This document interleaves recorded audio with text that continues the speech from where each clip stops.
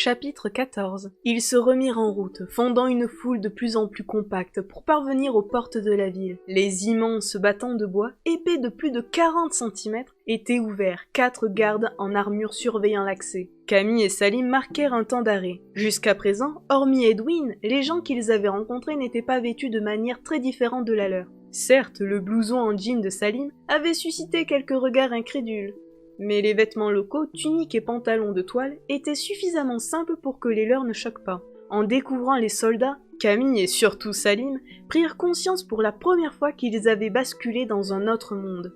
Les gardes étaient de véritables colosses, hauts de presque 2 mètres. Ils portaient une armure articulée de cuir et d'acier. Ils étaient coiffés d'un casque qui protégeait le nez et descendait bas sur la nuque. Ils tenaient à la main une lance à l'impressionnante lame dentelée. Un blason doré représentant un rameau était peint au centre de leur pectoral. Ils observaient avec attention les personnes qui entraient et sortaient de la ville. Camille et Salim se consultèrent du regard, puis passèrent en retenant leur souffle. Les soldats ne bougèrent pas et les deux amis se détendirent. À l'intérieur des murailles, la foule s'éclaircit. Les rues étaient pavées d'immenses dalles de pierre grise. Les maisons soigneusement entretenues qui les bordaient présentaient 1 à 2 étages.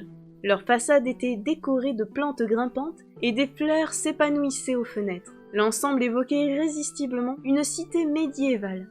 Mais Camille, qui était férue d'histoire, savait que jamais aucune rue du Moyen-Âge n'avait été aussi propre. Pas de traces ici d'égouts en plein air, de tas d'immondices ou d'animaux en liberté. Elle entraîna Salim vers le château, suivant son instinct qui lui soufflait que, si Duom Nil Erg était un personnage important, il résidait là. Cependant, au bout d'un moment, elle s'arrêta. « Je crois, dit-elle, que nous avons un problème. Je m'étais imaginé que ce Duom Nil Erg tenait un magasin ou quelque chose dans ce genre, mais finalement rien n'est moins sûr. »« Il suffit de demander à quelqu'un, proposa Salim. »« Et que veux-tu demander? À part son nom, nous ne savons rien de lui, et vu la taille de la cité, ce serait un miracle qu'un passant le connaisse. Analyste n'est peut-être même pas un métier. » Les deux amis se tenaient près d'une fontaine, au centre d'une placette non loin d'une auberge. Le chien qui dort. Une poignée de clients, attablés à l'extérieur, parlaient fort et riaient beaucoup. L'un d'eux, un solide gaillard blond, portant les cheveux nattés, se leva pour poursuivre son histoire plus à son aise. « Et au moment où le Tlich allait me porter le coup de grâce, j'arrive enfin à libérer ma hache. Je pars in extremis l'attaque de sa lame. Je me redresse et là, dans les yeux du monstre, je lis la peur. Je comprends qu'il veut fuir. Trop tard! D'un puissant revers, je tranche son cou hideux et il tombe raide mort, son sang rouge éclaboussant les alentours. » L'homme se tut, prenant une posture avantageuse. Autour de lui, ses compagnons paraissaient perplexes. « Il était nain, ton Tlich, non ?»« Arrête de boire, Björn, tu délires !»« Où as-tu mis son cadavre, gros malin ?» Le dénommé Björn prit l'attitude noble de l'incompris qui pardonne. Il jeta un coup d'œil circulaire pour voir si d'éventuels auditeurs avaient été séduits par son discours et ses yeux tombèrent sur Camille. Il la fixa un instant, comme si un souvenir remontait lentement à la surface de son esprit. Puis un grand sourire éclaira son visage. « Vous ne me croyez pas ?» cria-t-il. « Vous allez voir !» Il se précipita vers elle. Camille et Salim, éberlués, le regardèrent arriver sans bouger. Il saisit le bras de la jeune fille et se tourna vers ses compagnons de table. « J'ai la preuve !» hurla-t-il, manquant lui d'émettre l'épaule dans son excitation. « Mais laissez-moi » protesta-t-elle. « Vous me faites mal !»« Lâche-la, gros tas !» menaça Salim. Björn ne sembla pas les entendre. Traînant Camille derrière lui, il retourna vers ses amis. Salim se préparait à un assaut aussi courageux qu'inutile, lorsque l'homme se décida à la libérer. Elle se tint un instant immobile, se massant l'épaule, puis explosa. « Vous êtes né avec une bouse à la place du cerveau ou quoi? Où avez-vous vu jouer qu'on arrache les bras des gens qu'on ne connaît pas? Espèce de gorille sans cervelle !»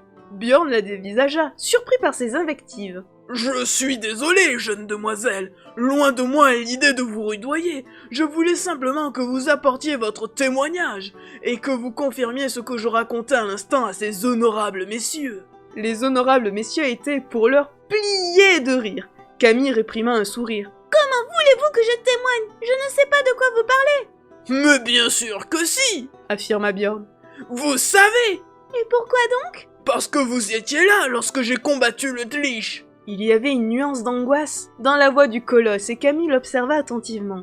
Soudain, la lumière se fit dans son esprit. « Le chevalier en armure, c'était vous ?» Mais oui, c'est ce que je me tue à vous expliquer. Pouvez-vous alors, je vous en supplie, confirmer que j'ai bien oxy cette créature? Camille dut faire un effort pour ne pas éclater de rire. La situation, pour étonnante qu'elle fût, était surtout comique. Björn attendait son verdict avec tant d'émotion qu'elle ne se sentit pas le cœur de le décevoir. Elle se tourna vers les convives attablés. « C'est vrai !» affirma-t-elle. Les rires cessèrent et Björn carra les épaules. En effet, j'ai vu ce chevalier affronter vaillamment Ettlich. Il était vêtu d'une belle armure, c'est pourquoi je ne l'ai pas immédiatement reconnu. Et le Tlich demanda quelqu'un. Je me suis enfui avant la fin du combat, je n'ai donc pas assisté à sa mise à mort. Comme les railleries reprenaient de plus belle, Camille ajouta. Mais j'ai vu avec quelle ardeur et quel courage ce chevalier luttait contre ce monstre.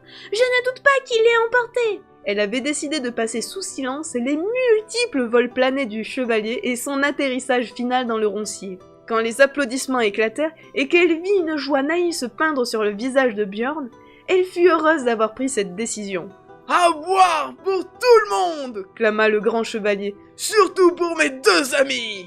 Il saisit Camille et Salim par les épaules et leur ménagea une place autour de la table. Le tavernier apporta de nouveaux pichets de bière fraîche et Camille grimaça. « Désirez-vous autre chose, demoiselle ?» s'inquiéta Björn. Il lui commanda aussitôt un verre de lait de siffleur. « Je vous suis redevable de beaucoup, » poursuivit-il, « puisque grâce à vous, mon honneur est sauf. » « Votre seigneurie » murmura-t-elle en se penchant vers lui. a oublié que le sang d'Ettlich est vert, pas rouge. Peut-être est-ce parce que vous n'en avez pas assez vu. Le sourire de Björn disparut, pour revenir aussitôt. « À votre discrétion !»